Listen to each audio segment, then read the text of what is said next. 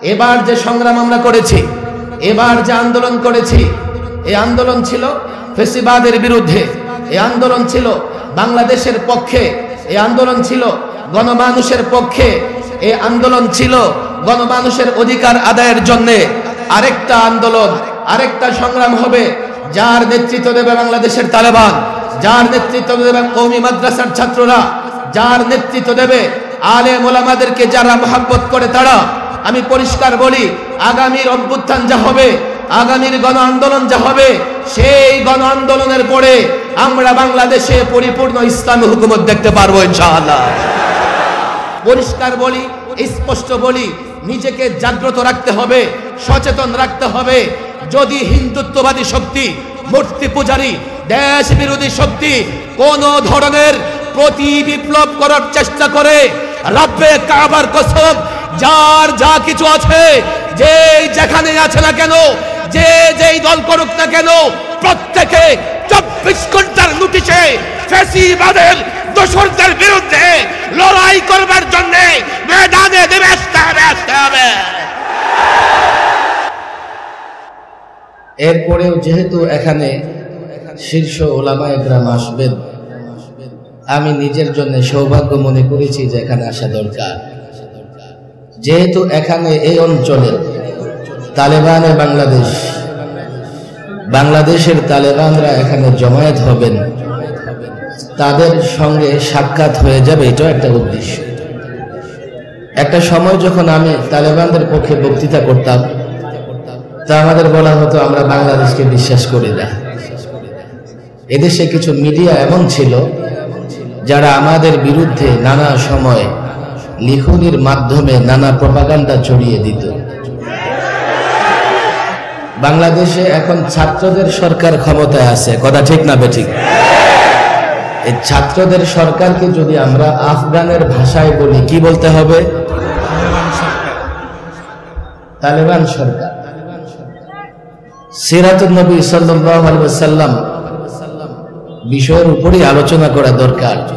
আমি যা দেখতে পাচ্ছি, আমাদের ওলামায়ে কেরাম, ছাত্র সমাজ সিরাত মুখস্থ করে, তাদের জন্য সিরাতের 2-4টা লাইন শোনা খুব বেশি জরুরি নয়। তবে একটা স্বপ্ন, স্বপ্ন বলতে যে স্বপ্ন আমরা জেগে থেকে দেখি, যে স্বপ্ন আল্লামা মুফতি আমিন রাহিমাহুল্লাহ নিজে দেখতেন, আমাদের দেখাতেন। আল্লামা মুফতি আমিন রাহিমাহুল্লাহ ছাত্রদের উপরে বড় ভরসা রাখতেন, ছাত্রদেরকে খুব বিশ্বাস করতেন। এই জন্যই আজকে সেই ঐতিহাসিক শব্দ, ছাত্ররা কোনোদিন বিক্রি হবে না। ছাত্রদের, সেই ছাত্রদের মাধ্যমেই আমরা একটা নতুন বাংলাদেশ পেয়েছি। আজকে আমরা মুক্ত। একটা সময় মনে হতো এই বুকে পাথর চাপা দিয়ে কতদিন থাকবো, 40টা মামলা মোকাবেলা করে কতদিন চলতে পারবো। মুক্ত আকাশের নিচেও নিজেকে কারাবন্দী মনে হতো। চিৎকার করে ভিতর থেকে কান্না আসতো, কবে পরিবর্তন হবে, কবে আবার দারাজ কণ্ঠে কথা বলতে পারবো। ভয়, ভীতি ইত্যাদি পদদলিত করে কবে আবার জনতার সামনে কথা বলতে পারবো। ছাত্র সমাজের আন্দোলনে খুব দ্রুতই আল্লাহ তাবারক ওয়া তাআলা ব্যবস্থা করে দিয়েছেন, পট পরিবর্তন হয়েছে। আজকে ওলামায়ে কেরাম দেশের সর্বত্র প্রোগ্রাম করতেছে, আর এই প্রোগ্রামগুলো 2-4 হাজার লোকের নয়। টিএসসিতে প্রোগ্রাম হোক আর কোন জেলা মহানগরের প্রোগ্রাম হোক, আলেমরা যেখানেই বক্তৃতা করতেছে সেখানেই হাজারো লাখো লোকের জমায়েত হয়ে যাচ্ছে। এটাই বাংলাদেশের বাস্তবতা, এটাই বাংলাদেশের আসল পরিচয়। কিন্তু বিগত রেজিম সরকার তারা বাংলাদেশের পরিচয় বদলে দিতে চেয়েছে। এই দেশটা পৌত্তলিকদের দেশ, মূর্তি পূজারীদের দেশ, তা বারবার তারা প্রমাণ করতে চেয়েছে। বাংলাদেশ তাওহীদি জনতার দেশ, শান্তিপ্রিয় শান্তিকামী জনতার দেশ। এই আন্দোলনের মাধ্যমে তা প্রমাণিত হয়েছে। সারা বাংলাদেশে শান্তিপূর্ণ পরিবেশে প্রতিদিন ওলামায়ে কেরাম প্রোগ্রাম করতেছে। বাকি আল্লামা মুফতি আমিন রাহিমাহুল্লাহ যে স্বপ্ন দেখতেন, আমি মনে করি বাংলাদেশে এবারকার ছাত্রদের আন্দোলনের মাধ্যমে এই স্বপ্নটা আংশিক প্রতিফলিত হয়েছে। আমরা ফেসিবাদকে হটিয়ে একটা মুক্ত নতুন দেশ গঠন করতে পেরেছি। তবে চূড়ান্ত বিজয়ের জন্য আমাদেরকে আরেকটু লড়াই করতে হবে। পট পরিবর্তন হলেই আমি যা চাই সবই করতে পারবো না। পট পরিবর্তন হলেই এই মানব সমাজে শান্তি প্রতিষ্ঠার জন্য, রাষ্ট্রীয়ভাবে শান্তি প্রতিষ্ঠার জন্য ইসলামের বিকল্প নাই, রাসূলুল্লাহ সাল্লাল্লাহু আলাইহি ওয়াসাল্লামের আদর্শের বিকল্প নাই। আমি তো মনে করি আমাদের এটা প্রাথমিক বিজয় ছিল। আমরা যেদিন ঘর থেকে রাষ্ট্র সর্বত্র রাসূলুল্লাহর আদর্শ বাস্তবায়ন করতে পারবো, সেদিন আমাদের চূড়ান্ত বিজয় হবে। পরিষ্কার বলি,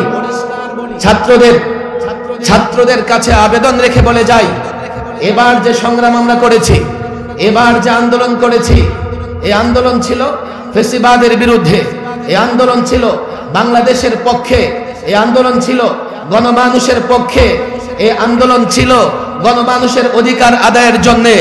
আরেকটা আন্দোলন, আরেকটা সংগ্রাম হবে, যার নেতৃত্ব দেবে বাংলাদেশের তালেবান, যার নেতৃত্ব দেবে কওমি মাদ্রাসার ছাত্ররা, যার নেতৃত্ব দেবে আলেম ওলামাদেরকে যারা মহব্বত করে তারা।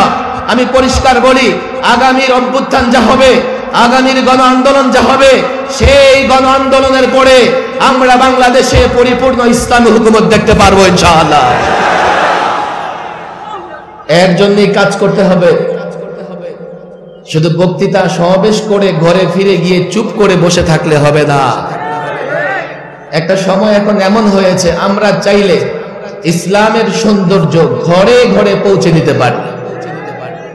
আমি এই ছাত্র জনতাকে বলবো, এই সময়টা আসলে আমাদের অতীতের মতো কোনো সময় নয়।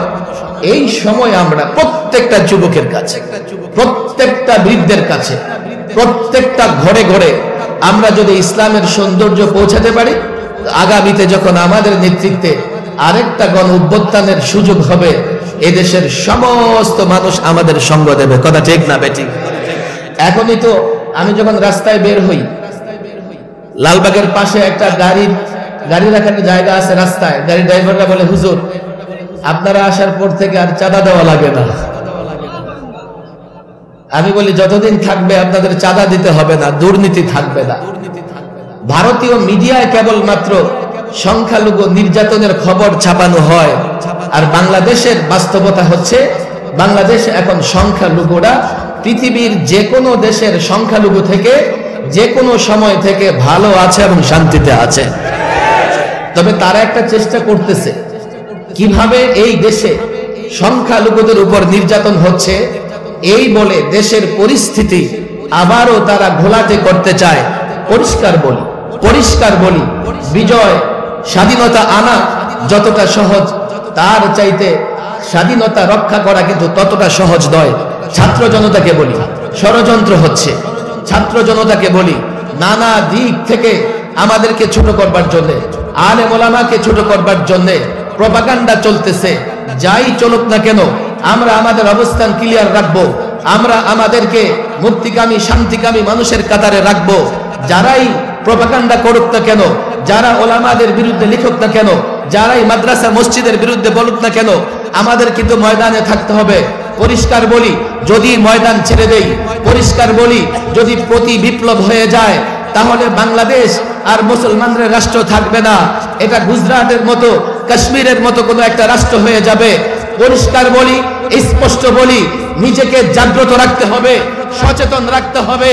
যদি হিন্দুত্ববাদী শক্তি, মূর্তি পূজারী, দেশ বিরোধী শক্তি কোন ধরনের প্রতি বিপ্লব করার চেষ্টা করে, রব্বে কাবার কসম, যার যা কিছু আছে, যে যেখানে আছে না কেন, যে যেই দল করুক না কেন, প্রত্যেকে 24 ঘন্টার নোটিশে ফ্যাসিবাদের দোসরদের বিরুদ্ধে লড়াই করবার জন্য ময়দানে নেমে আসতে হবে।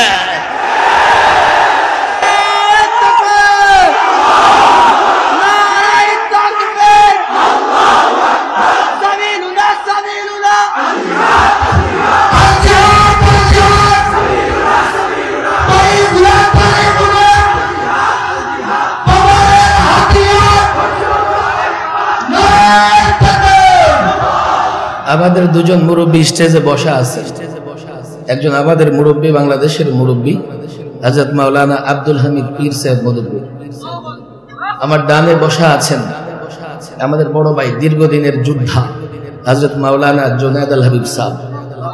ওনারা বয়ান করবেন। আমি অসুস্থ মানুষ, শুধু আমার প্রাণের কলিজার টুকরা ছাত্রদের সঙ্গে দেখা করবার জন্য এখানে এসেছি। আল্লাহ তাবারক ওয়া তাআলা যেন আমৃত্যু দ্বীনের পথে লড়াই করবার তৌফিক দান করেন।